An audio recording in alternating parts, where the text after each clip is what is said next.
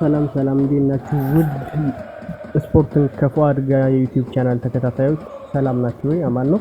እኔ ሰላም ነኝ። ትናንትና ወደ ተደረገው የእንግሊዝ ፕሪሚየር ሊግ ጨዋታ ከዋንጫ ዲሳይድ ከሚያደርጉ ጨዋታዎች መካከል ከቀሩት 3 ጨዋታዎች መካከል ትናንትና የተደረገ ጨዋታ ነበር። እሱም መድፈኛው አርሰናል ወደ ዌስትሃም እዛው ለንደን ውስጥ የሚገኝ ቡድን ነው። ወደ ዌስትሃም ዩናይትድ ተጉዞ በለንደን ስቴዲየም ያደረገው ጨዋታ ነበር። ስለሱ ጨዋታ የተወሰነ ነገር ልላችሁ ተገኝቻለሁ ማለት ነው። ውድ አድማጮች ላይክ፣ ሰብስክራይብ፣ ሼር በማድረግ ባካችሁ እንድትተባበሩ በአክብሮት ጠይቃለሁ። ከጨዋታው በፊት አርሰናል ትንሽ አጣብቂኝ ውስጥ የገባበት ውጤት ተመዝግቦ ነበር። ማለትም ቅዳሜ ዕለት ማንቸስተር ሲቲ ብሬንትፎርድን 3-0 ማሸነፉን ተከትሎ በሁለቱ ቡድኖች መካከል ያለው የነጥብ ልዩነት ሁለት ብቻ ሆኖ ነበር። የአንድ ጎልና የሁለት ነጥብ ልዩነት ብቻ ነበር የነበረው።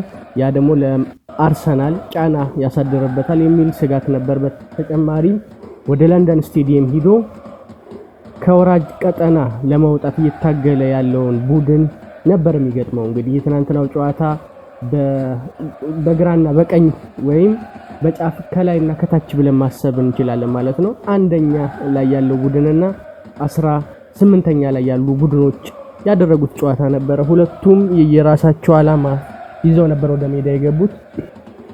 አርሰናል ከ22 ዓመት በኋላ የፕሪሚየር ሊጉን ዋንጫ ወደ ቤቱ ወደ ኤሚሬትስ ይዞ መግባት ነበረ ዋናው ዓላማው አድርጎ ሄደው። በግራ በኩል ደግሞ በሌላኛው በኩል ደግሞ ያለው ዌስትሃም እሱ ደግሞ በዚህ አመት ሪሌጌት እንዳይሆን ወይም እንዳይወርድ ወደ ታችኛው ዲቪዥን እንዳይወርድ መታገልና ይሄን ውጤት አስከብሮ ከፍ ነጥቦችን ይዞ መውጣት ነበረ ዋናው ዓላማቸው የነበረው። ስለዚህ ለሁለቱም ቡድኖች ለኑኖ ስፒሪቶ ሳንቶም ለማይክል አርቴታም ቡድኖች ለሁለቱም ጨዋታ እጅግ በጣም ወሳኝ ነበር። እንደ ኖርማል የ3 ነጥብ ጨዋታ ሳይሆን በቃ የህልውናቸው አርሰናልም ለዚህ ለዋንጫው ለለፋበት ዋንጫ ለ5 ዓመት የአርቴታ ትግል መካሻ ይሆን ዘንድ ይህን ዋንጫ ማሸነፍ አለባቸው። በተዘዋዋሪ ደግሞ በተቃራኒ ደግሞ ዌስትሃም ከዌስትሃም እንዳይወርድ ይህን ዋንጫ ማሸነፍ አለበት። ለዌስትሃም ቢሆን ከዚህ ከፕሪሚየር ሊግ የሚወርድ ከሆነ ቀላል የማይባሉ የፋይናንስ ጉዳዮች የፋይናንስ ክስረቶች ስለሚያጋጥሙት ማለት ነው። ወደ ጨዋታው ስንመለስ የዌስትሃም እና የአርሰናል ጨዋታ ብዙ ኮንትሮቨርሻል የሆኑ ነገሮችን ተመልክተናል ማለት ነው። መጨረሻ ላይ የተከሰተውን ኮንትሮቨርሻል የሆነውን ነገር ለማንሳት እንችላለን ማለት ነው። ትናንትና እንግዲህ ውጤቱ ያለቀው 1-0 ሊያንድሮ ትሮሳርድ 83ኛው ደቂቃ ላይ ባገባው ጎል ነው። እንግዲህ ቀዳሚ ባረግ 1-0 ብቻ በሆነች ጠባብ ውጤት የጨዋታው የመጨረሻ ውጤት 1-0 ሆኖ የተጠናቀቀው ማለት ነው። እንግዲህ ትናንትና ብዙ ማንሳት የምንችላቸው ተጫዋቾች አሉ። ከነዚህ መካከል አንደኛው ሊያንድሮ ትሮሳርድ ነው። ሌላው ኦዴጋርድ ማንሳት እንችላለን።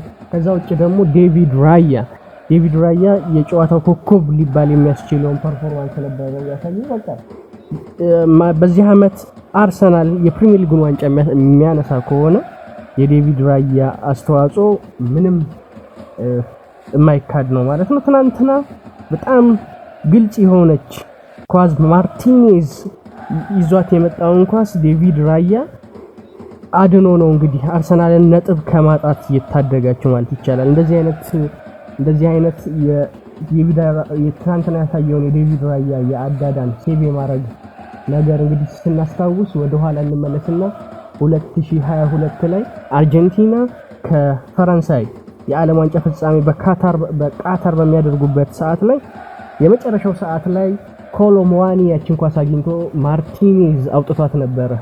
ውድ አድማጮች ታስታውሱ ከሆነ ከዛ ጋር ከዛ ሞመንት ጋር የሚገናኝ ሴቭ ነው እንግዲህ ዴቪድ ራያ ማድረግ የቻለው ማለት ነው። እንግዲህ ዴቪድ ራያ በዘንድሮም ምርጥ ብቃቱን እያሳየ የሚገኝ በረኛ ነው። ባለፈው አመት ጎልደን ግሎቡን የወርቅ ጓንቱን ያሸነፈው እሱ ነበረ። በዚህ አመትም ያሸንፈዋል ተብሎ ነው የሚታሰበው። ምክንያቱም የቀሩት 2 ጨዋታዎች እንደመሆናቸው መጠን ብዙ ክሊንሺትም ያስመዘገበው እሱ በመሆኑ ምክንያት ማለት ነው። ሌላው ደግሞ ማርቲን ኦዲጋርድ ነው። ማርቲን ኦዲጋርድንም ልናመሰግነው ይገባል በዚህ ጨዋታ።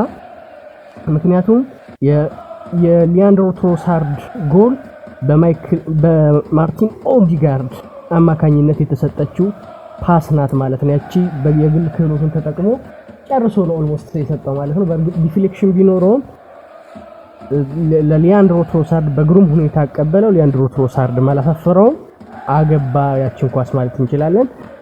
ማርቲን ኦዲጋርድ በዘንድሮ አመት ያን ያህል ጨዋታ ላይ የሚተሳተፍ አይደለም። በጉዳቱ ምክንያት አልተሳተፈም። ቢሆንም ግን 1 ጎል 6 አሲስቶችን ማድረግ ችሏል ማለት ነው። ትናንትና የ6ኛውን አሲስት ማድረግ ችሏል። በሌላ በኩል ደግሞ ሊያንድሮ ትሮሳርድም 6 ጎሎችና 6 አሲስቶችን ማድረግ ችሏል ማለት ነው በ30 ጨዋታ ማለት ነው። ስለዚህ ትናንትና ለአርሰናል እጅግ በጣም ውድ የሆነ ነጥብ አግኝተዋል። ሌላው 90ኛ ደቂቃው ካለቀ በኋላ ሙሉ የመጫወቻ ክፍለ ጊዜ ካለቀ በኋላ 92ኛው ደቂቃ ላይ የማይታመን ነገር ተከሰተ ማለት ነው። እሱም የኮርና ዌስትሃም ኮርና አገኘ። ኮርናውን ክሮስ ተደረገ። ያ ክሮስ እንግዲህ ክሮሱ ወጥቶ ጎል ተቆጠረ ማለት ነው። ጎሉ ተቆጥሮ ከጸደቀ በኋላ ቫር ሲመለከተው የዌስትሃም 19 ቁጥር ለባሹ ዴቪድ ራያን ይዞታል ማለት ነው። በጣም ብዙ ጭቅጭቆችን አስነስቶ ነበረ። ቫር ኦልሞስት ለ7 ደቂቃ ቁሞ ነበር ጨዋታው። በጣም በተደጋጋሚ ሲታይ ነበር። በእርግጥ አድማጮች እንደኔ ምንም ቫር ካየነው በኋላ ይሄ ጎል እንደማይጸድቅ እርግጠኛ መሆን እንችል ነበር። ምክንያቱም ፓብሎ የዌስትሃሙ ተጫዋች ዴቪድ ራያ ላይ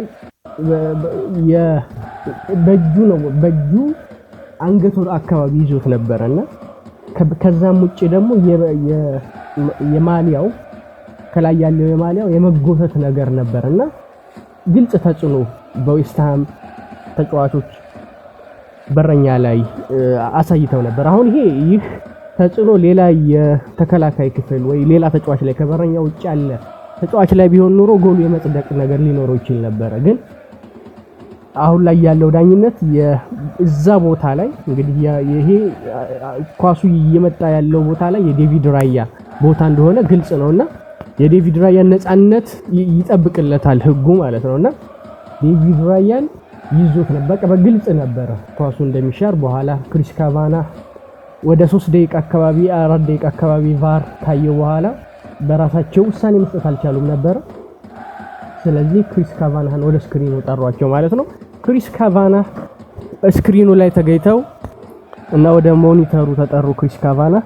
ከዛ ክሪስ ካቫና እጅግ በጣም ወሳኝ ሞመንት ነበር ማለት ይቻላል። ምክንያቱም የዌስትሃም ሜዳ ነው የሚደረገው ጨዋታው።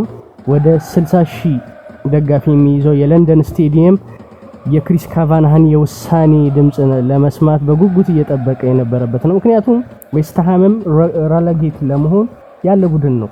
ለአርሰናልም ቢወሰን በአርሰናል ላይ ቢወሰን ለዌስትሃም ቢወሰን ከባድ ተጽዕኖ ያለው ሁኔታ በነበረበት ሰዓት ክሪስ ካቫና ያን ሁሉ ጫና ሳይገድባቸው ግን ትክክለኛውን የሆነ ውሳኔ ወስነው ጎሉን ሽረውታል ማለት ነው። በኋላ ያው ትክክለኛ ውሳኔው የክሪስ ካቫና እንደሆነ ብዙ አስተያየት ሰጪዎች ሰጥተውበታል ማለት ነው።